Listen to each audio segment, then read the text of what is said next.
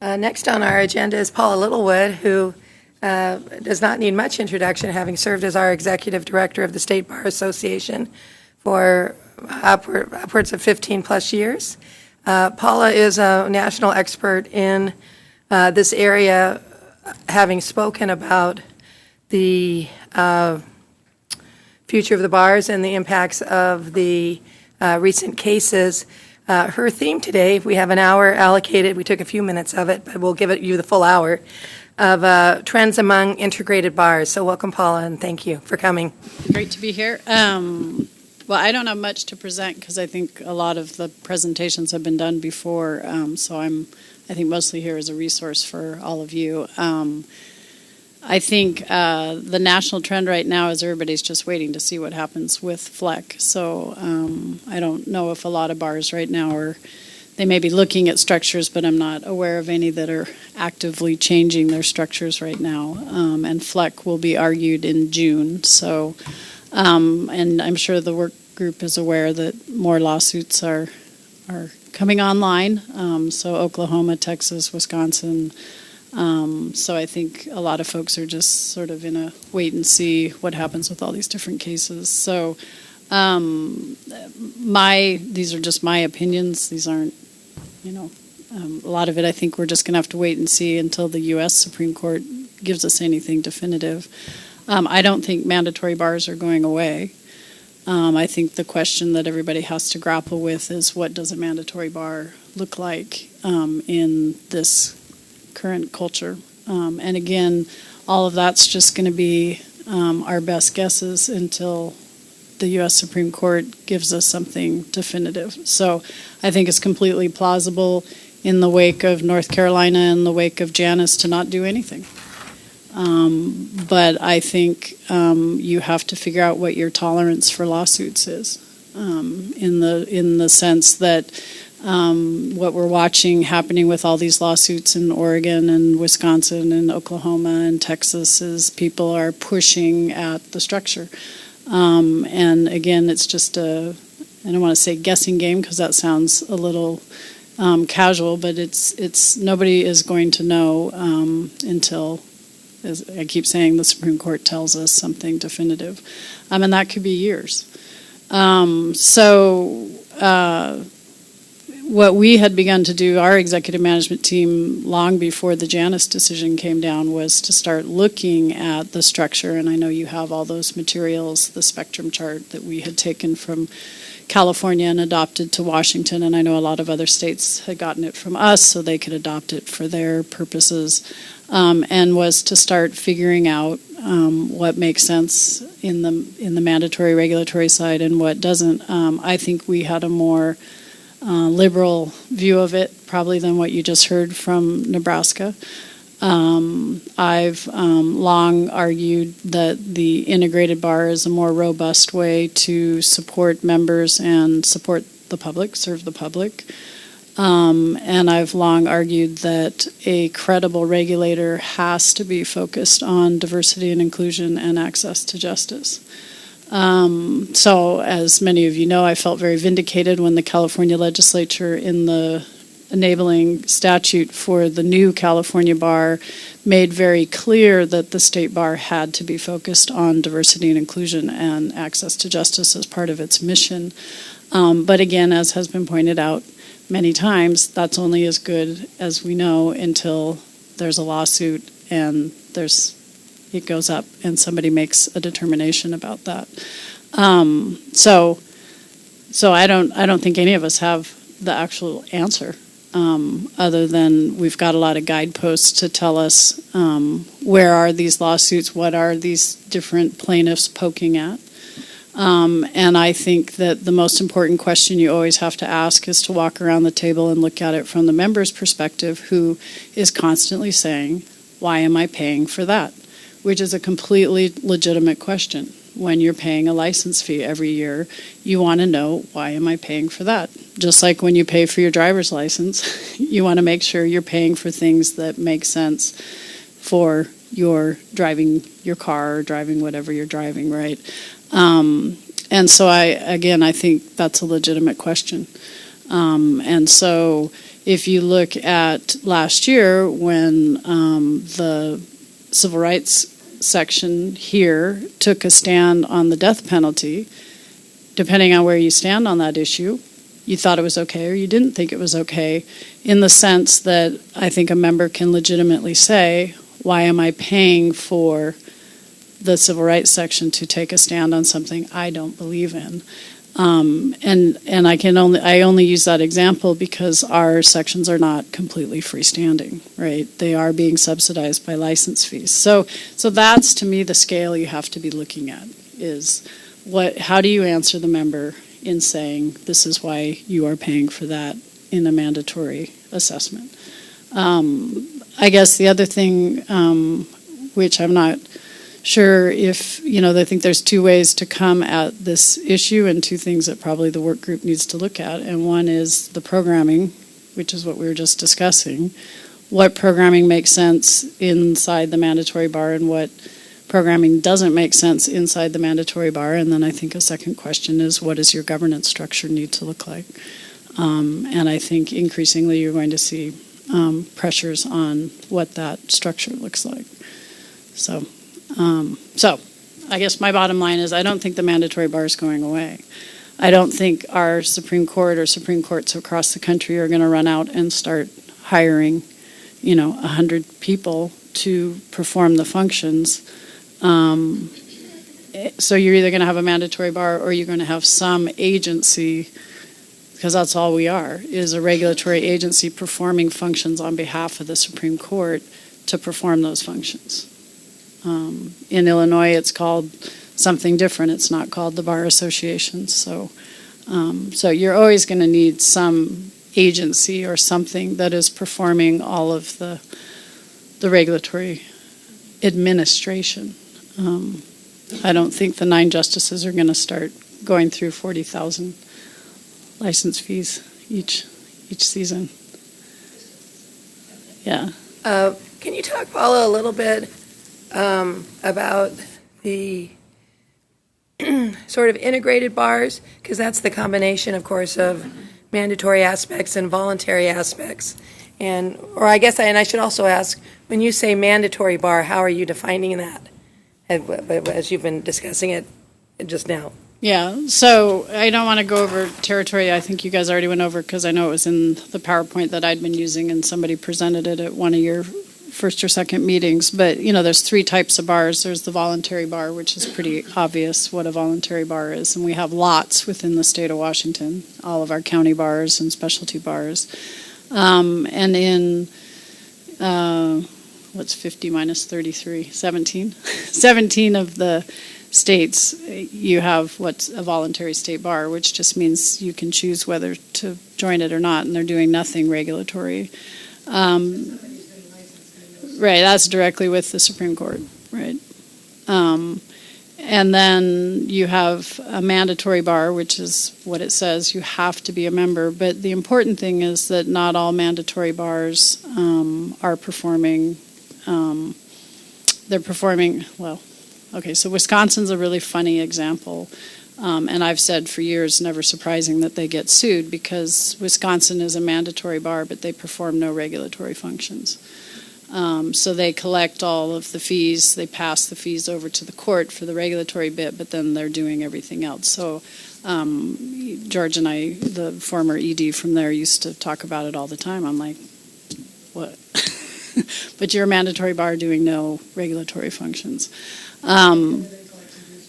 Right. Who was doing it. Right, and then passing it over. So I always remember being out there and taking a tour of their offices, which are super nice, and we got to the end of the tour, and I turned and looked at him, and I said, where are your discipline folks? Where? And he'd go, oh, they're all over at the court, right? So mandatory, meaning that you have to be a member to practice law in the state.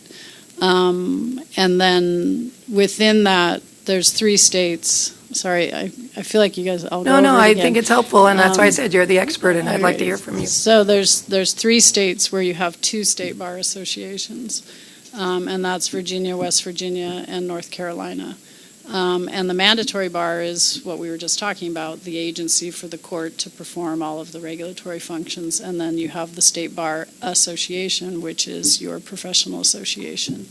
I had come to think that that's really probably the strongest model, but you still have to make a decision about what's on this side and what's on that side.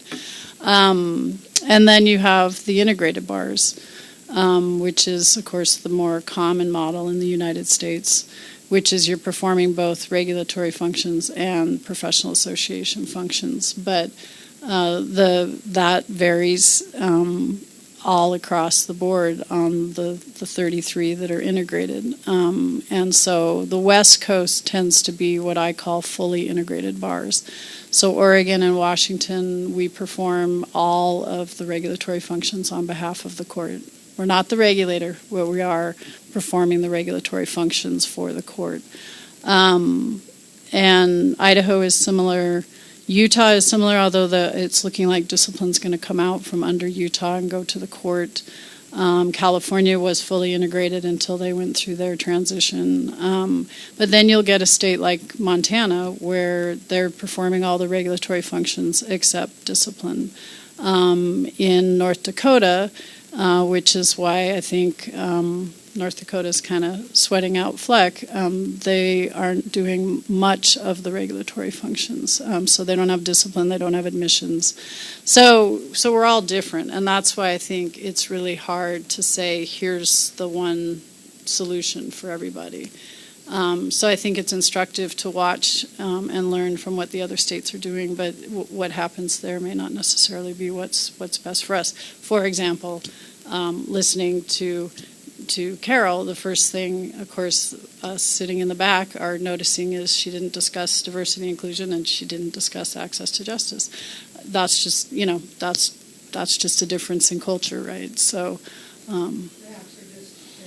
Often Washington is way ahead of everyone else on some of these issues. Right. We tend to we're a leader because right. of the bar and others who are advocating in that area. Yeah, so, and a progressive court. And also in a different community, population community than perhaps is in Nebraska currently.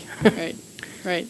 So, and I do think it's important to always remember that none of these bar associations are the regulator. It's always the Supreme Court. And I've said this many times, we get loose in our language. I know I get loose in my language and talk about that we're the regulator, but the bar really isn't the regulator. We don't admit anybody. We don't disbar anybody. We don't suspend anybody.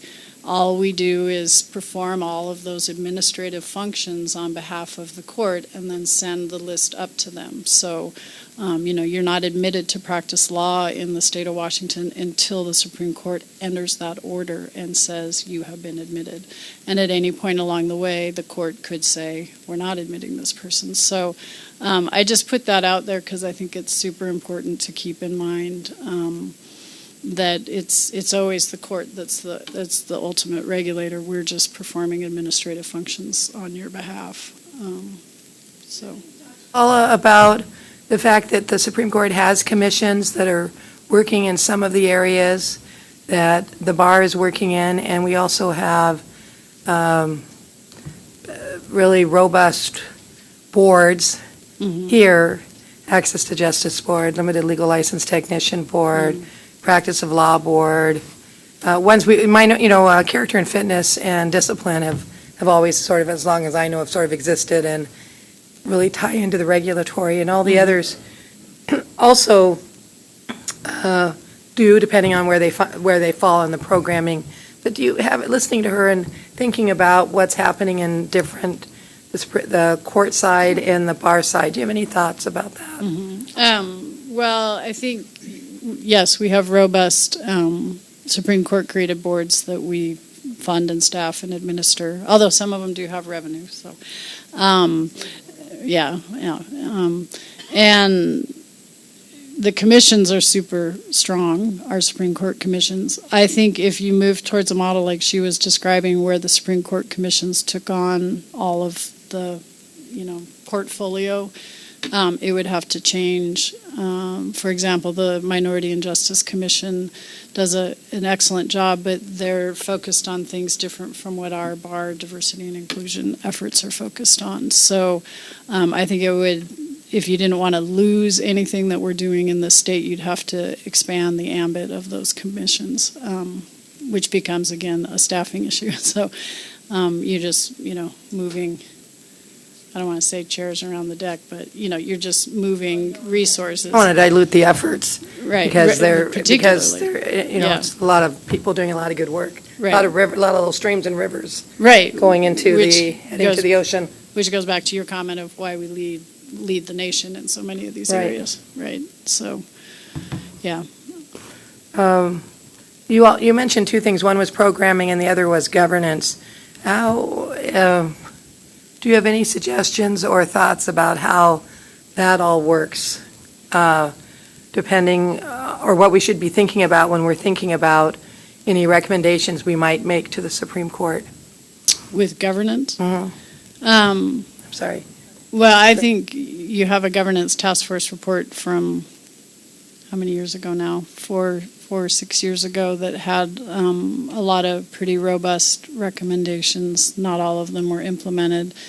I think you can look to California and some of the other states. I was with some of the folks from Arizona a week ago, and I was trying to touch base with them to figure out where they're going with their recommendations. But you are seeing a trend towards, well, I won't say a trend because I don't think it's that many, but appointing your board of governors rather than electing them. So California's board of governors is now all appointed. They've got 2 that were elected that are about to transition out as they finish their terms, but then all of them will be appointed by, they have a little bit different model because some are appointed by the Supreme Court and some by the legislature. So I don't think that would wouldn't necessarily have to change any function of that board, but I think it's cleaner in the wake of some of the, particularly the North Carolina decision. I think it's a cleaner system, and I think also very robust to say that I've been appointed by the Supreme. If you look at our 6 Supreme Court created boards, right, they are appointed by the Supreme Court, which I think is, Of course, from any right, market. right. Market issues. And if you want to ask questions, raise your hand and I'll put you on the list. Thank you, Paula. Mm-hmm. One of the things we're going through in Washington right now, it didn't pass the legislature this year, but the repealing of the Bar Act, it started off with repealing the Bar Act completely without recognizing that it's the legislature that has to create a crime for not practicing law without a license.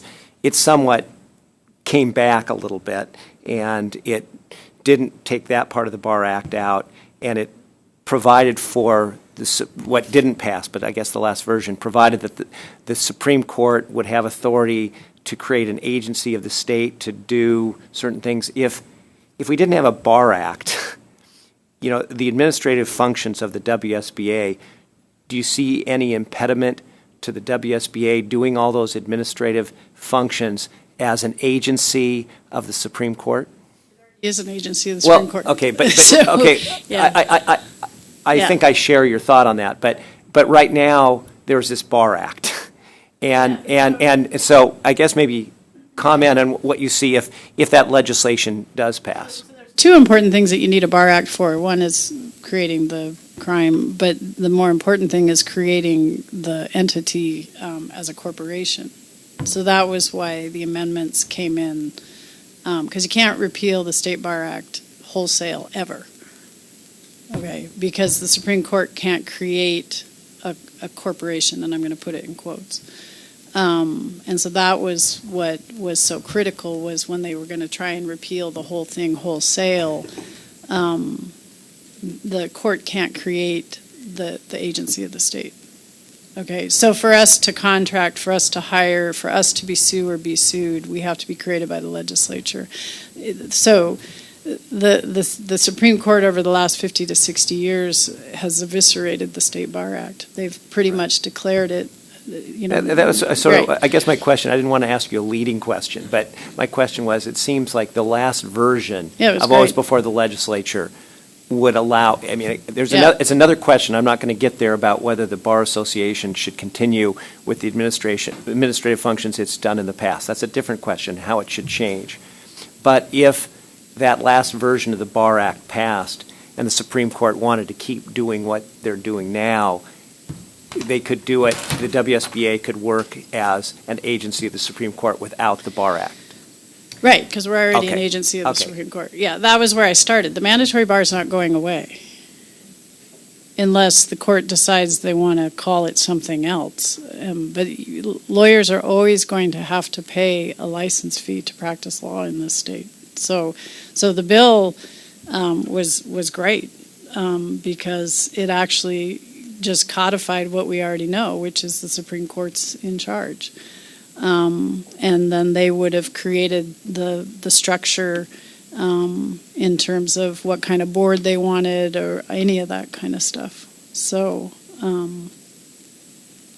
it was, I mean, we've lived with the State Bar Act since 1933, and we've lived with the court's case law for the last 50 to 60 years. So it's not impossible. Clearly, we keep, moving forward. But I think it's really important to understand that there is always going to be an agency, unless you hand it all over to AOC, and I just don't see that happening, because then you still have, it's just a larger AOC, right? I mean, so I think there was a lot of confusion around what that bill was going to do or not do. It was not going to, in my opinion, eliminate the state bar, just end of story. It was not. And that's not what it was trying to do. It was trying to just make it very clear that the court's in charge, which we've known for decades. So I don't know, is that helpful? Yep. Eileen. So sorry to interrupt. Just want to remind everyone on the phone to please mute your lines when you're not speaking. If you're on the phone, please mute your line. Thank you. I have a couple of related questions. The first is, especially looking at the 17 bars where the court in that state has taken regulatory functions in-house, is there, and actually the other bars as well, a way to gather information about how those courts or what those courts have defined as regulatory? There is, our materials, a list of bar associations and some of the functions that the bars do. I don't think it's necessarily descriptive. It's certainly not descriptive of what probably those the totality of what the bars do. But is there a way to get information about? I mean, as she said, that Nebraska took a different view on a regulatory issue. Are you aware of any source for that information that we could look at? I don't know if there's National Center for State Courts. I don't know, might have that information. That's a great question. That'd be a great idea. I would, as lawyers, language is important. I would just keep stressing the Supreme Courts in those states didn't bring anything in. You always have to remember that an integrated bar is actually a Supreme Court passing it out. Everything starts with the state Supreme Court. They have the regulatory authority. They have the control over the profession in any state. It's just a question of what they hand out. So just a slight distinction, but what they defined as regulatory. Yeah, no, I think that's a great question. Well, and then just to follow up, we've received a lot of material, about what the WSBA is doing now. But I've found much of it to be by title rather than function. Does WSBA have a method of describing the functions of the various, I don't want to say entities, but components in it that we could access? Mm-hmm. Well, I think it'd have to be created. I don't know. You'll have to ask folks. Okay. But it's kind of funny, as I was cleaning through files, I found something from when Jan was executive director, and it was a presentation we did at a board retreat, and it was called WISBA Land. And it had this like picture of the world, and then it was actually more by function. And then, because you're thinking, what's the function, and then what is the programming that delineates under it? Yeah. And last, I've read the governance report, and are you in agreement with all of its recommendations, if you remember what they are? You don't? All right, okay. I don't remember all of them, yeah. A lot of them were taken, I mean, but. Yes. To date, we have not chosen to share that report. Some of the members have asked about it, but part of it was because it was pre-Janus, it was pre-FLEC, it was based on that point in time. Some were taken and some were not taken, and there was, as with all things, there's a lot of little p politics around it. And so so I would like, at the end of the meeting, feedback as to whether you do want us to share that to the work group, because part of it for me is I really wanted us to be looking with new, fresh eyes and not necessarily starting with something from time past, but it is a historical document that did give insight. So I will welcome your suggestions and feedback on that later. Eileen, did you have a couple more Nope, questions? that was it. Thank you. I have Paul, and then I have Hunter. Paul Swagel. Thank you. Hi, Paula. So I guess one thing, maybe I just want to make a couple of points and then ask a question. The court has not completely eviscerated the Bar Act, and the court has essentially said that the bar is something of an anachronism. It is not just purely a state agency. It is in fact an association sui generis. And one of the things that the court has not done, for example, is alter or completely alter the structure of the Board of Governors. It has approved a bylaw amendment adding 3 at-large governors, and has approved a bylaw that would add more governors that has not been implemented.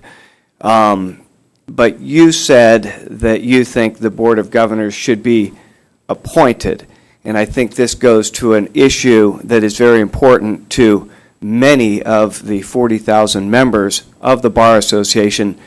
They like to have a voice. They like to have some voice, in their association, and I hear you advocating that the entire Board of Governors should be appointed, which does impede the ability of members to have any impact in the governance of the association. And I'm just curious why you think that is a good idea. A couple things. I think Fred and I were both very careful not to refer to the State Bar as a state agency. We have never seen ourselves as a state agency. We're not a state agency, and I don't think that the legislation would have made us a state agency. We both were very careful to say agency of the state, which is a term of art. So I think that's important. I'm also not advocating for anything. I'm just telling you what I see other states looking at. Some states have gone that way. And I think that members can have a voice whether a board member is appointed or elected. And I think all of us know, we've looked at the statistics, and members do not turn out to vote. They turn out in very small numbers. I can assure you I've been out in the community a lot in the last couple of weeks, and most people do have no idea who their governor is. And when you tell them who their governor is, they don't even know who that is. So I think you need to think about how do you want members to have a voice? And I don't think that whether you're appointed or you're elected is any magic bullet to that they have more of a voice because they're electing their governors. If we had turnouts that even came upwards of 30 or 40% in governor elections, you might have a different conversation, but we just don't. We just don't. And people just do not turn out to vote. Most people in the community don't even know when the elections are. They don't realize who they are if they have voted. I have a lot of folks say, I don't even remember if I've ever voted. I realize you feel very differently, and that's fine. I mean, I'm not here to advocate for anything, and I'm not here to argue with anybody. You guys will have to decide, but I think it's more prestigious to say that you've been appointed by the Supreme Court or the legislature, and I do think one of the things that the governance task force talked about was qualifications. So we do get people who come on the board of governors. It's a $23 million regulatory agency, and they've never served on a board before. They don't know how to read a financial sheet. They don't understand the role, and you get a lot that do, and that's great. But I do think one of the things that I do remember from the governance task force was that they looked a lot at qualifications and people coming on, and the revolving door. I mean, we've had that. Consultants and the governance task force and all sorts of folks have talked about that. And third-year governors will tell you that themselves. They get to their third year and they finally are getting their arms around an incredibly complex organization, and then they're gone. So it's a very complex, large organization, and it takes time just to learn all the acronyms. Hunter. Good morning. Thanks for being here. So I think we'll be, before too terribly long, getting to the point where we will actually be trying to compare apples to apples in looking at the different characteristics of the various bar association models that are out there. And one thing that I don't understand, and I'm hoping you can provide some clarification on, is maybe just an overview of the governance structures that exist for those 17 voluntary bars where they have not pushed out, as you said, those regulatory functions. I don't think any of us want or envision or would think it would be ideal to have the court be deep into the weeds on these regulatory functions. So what exists between those functions and the court? Some sort of intermediary body? I wonder if you could just provide us, to the best of your knowledge, a quick overview of what that looks like for those entities. Thank you. I'm most familiar with Illinois and Colorado. So Illinois has the ARDC, which is the Attorney Registration and Discipline Commission, and that's an agency within the court. And I don't know if Doug knows what's the Colorado. I don't know what the name of the Colorado. They're part of the court. Yeah. So they don't have an actual commission. Yeah. And I actually think if you do what Eileen recommended, you may find that a lot of them are within the court. I don't know. Do you know? You may know from MABC. Yeah, it's a great question. The other thing to keep in mind is size, because we're a pretty big bar. So, for example, Nebraska, did she say? I think they're like 20,000 or 16,000, right? So remember, Colorado is not as large as we are. So I think 35, about 35,000. What's our number? 40. 40. Yeah. Okay. Yeah, and so I think that becomes a issue about if the court's going to actually bring the staff in. How big is the agency going to need to be? So you could absolutely, if the court wanted to bring them all, bring everybody in as employees, they could. I think that's probably a more unlikely. Yeah. It could be our recommendation, but it's more bigger. unlikely that we're going to put everything under AOC. Yeah. And one thing we were always very careful about was never bringing state dollars over our transom. Say that again. We are always very careful about not bringing state dollars over our transom, and so I think that could get a little, and maybe it won't matter, a little messier if they actually become part of AOC or they become a part of the court. And that was just one way that we were trying to keep a very clear line that the legislature didn't have any authority over us that the court did, if that makes sense. One question I would ask Nebraska, maybe she talked about it, I do know that Liz, when she first came in, so that's the executive director, was talking about one of the issues, unintended consequences, and maybe they fixed this, was that you could have people who did not pay the voluntary dues, but they could be on the governing board of the Nebraska State Bar. And that always seemed like kind of a, funny, like you actually could be on the governing board of the Nebraska State Bar Association, but you weren't paying anything to the actual organization. They may have fixed that, but I remember she raised that at a couple of meetings in the beginning, that it was kind of this weird.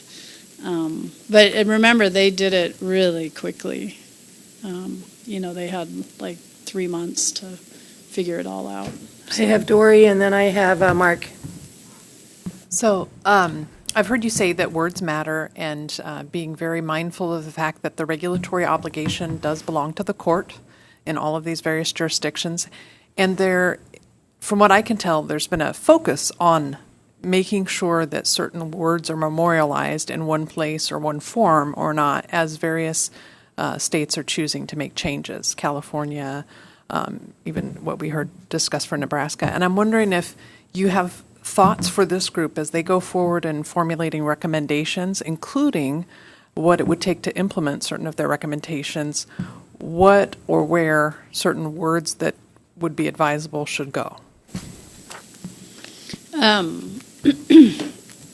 Well, one would be dues versus license fees, and I think that's a huge distinction. I think the word association, and I think in the wake of Janice, that was one of the first things I know some of our folks on the exec team honed in on, was that association could be problematic. Versus bar, or versus Yeah, something well, else. I have a theory now too that I think bar can also create some confusion, because it makes people, none of us sitting here who have a driver's license think that we're a member of the DOL. Right. You know what I mean? So I think that's where you want to be really deliberate. And our feeling about non-lawyer, and I think eliminating that language. So. Paula said also the word non-lawyer and eliminating that to licensed professional. Mark Johnson. Thank you. Do you have, Paula, how are you? Do you have the numbers at the top of your head on the turnout in the governor's elections the last few years? Just kind of, and not district by district, obviously, but kind of the average? It's usually about 14%. About 14%? Yeah, I think we got up as high as 20-something in a recent runoff. But we have all that. I mean, you could get all that. I just wanted an approximate. Thank you. Other questions from work group members? Okay, other questions from anyone in the audience? Anyone on the phone? Alec, or I don't know if Jane has joined us yet. All right. Any remarks you would like to close with, Paula, or other thoughts you have? Well, we're problem solvers as lawyers, and I think we're being given a great opportunity and a great big problem to solve. I think, as the chief has said a couple of times already today, as one of the more robust bars in the country, who's led in so many areas, I think we want to be sure not to throw the baby out with the bathwater in terms of hamstringing or crippling anything that we're able to do. I do think that one of the questions you really have to ask is, what's your tolerance for the lawsuits? Because I think if you don't make any changes, right, because we're watching them, popping up here and there, and I think what's going to happen is you're going to have to wait a while for the different circuits to decide what they're going to do, and then finally go up to the Supreme Court. So, and it's often said, well, we'll win that case, and that could be true. Oregon as a great example, but you still have to defend them, and you still have to spend fees on that, and you still have to take energy and resources towards defending them. So, and I do think the most critical question is always thinking about the member first, and what their question, how you're going to answer their question of why am I paying for that. So You began, I actually do have one more follow-up question. You had mentioned maybe not doing anything, until we know what's happening in these cases, depending on our tolerance for lawsuits. But of course, we have the structure work group, and here we are underway. Do you think, do you have an opinion, I guess I'll say it this way, about whether we should continue? I mean, would you have a recommendation that the structure work group is really not necessary at this time until we know more? Or are you thinking that, because I guess I was of the thought, given the work group that you had already brought together and you're thinking about this, that you thought it was important that we have this conversation and dialogue. So I just want to clarify sort of your earlier comments to make sure I didn't misinterpret them. As you know, as I always say in the futures presentation, if you don't get out ahead of this, it'll be done to you. Right. And I think that you're always in a better position if you're making the decisions and getting out ahead of it. So do I think the work group should continue? Absolutely. And do I think you should do nothing? Probably not. So I think you can look already at some of the areas where whether it's because you're worried about lawsuits or not, it's just what's the best structure for the organization, and again, what's best for the members and the public. So, Right. so And I think it's good for any organization to sort of look at itself or the different roles on some time, whether you decide to change or not change. It's important to assess. I think Mark had something too. Just, I mean, the first words out of your mouth, and I think that's the overarching question, and I think it should be the number one question, and the analytical process of anybody on this group is, what's the United States Supreme Court going to let us do?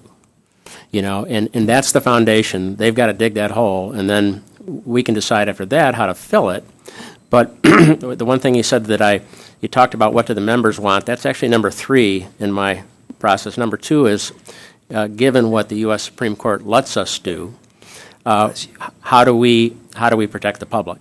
And that should be right at the top of our, question number 1 is the United States Supreme Court, and 1A is, what's necessary to protect the public. Then comes, the frosting and the flowers and whatever you want on the cake, and that's where our members' input is going to be, I think, critically important. And ultimately, the 9 folks in Olympia are going to decide whether they're going to put their stamp of approval on it. But yeah, I mean, I've had questions about whether we should keep going, given where these cases are, but they're probably far enough away that we should at least be ready and when it does come down. But that's the driver. That's question number 1 for sure. right. And I think you can watch what the Supreme Court's doing and watch the administration's appointments and probably read the tea leaves pretty well. It was certainly no surprise to anybody on the executive management team the way Janice came down. We knew as we watched the appointments coming along, there was no question where it was going to come down, right? So, and I think you were on the board that changed the mission statement that said put public first, so there's no argument there for me. And I think that's where you need to get more into your governance structure versus the programming, because I think there's there's no question the governance structure looks lawyer-centric. So. All right. Any final questions? Any thoughts based on the last few? Okay. Paula, thank you so much for coming. Yep. We really, really appreciate your time and your wisdom Happy to help and your anytime, yep. expertise. Okay. And if there's follow-up, I'll follow up with you, Yeah. just like with Carol. Okay. Thank you so much.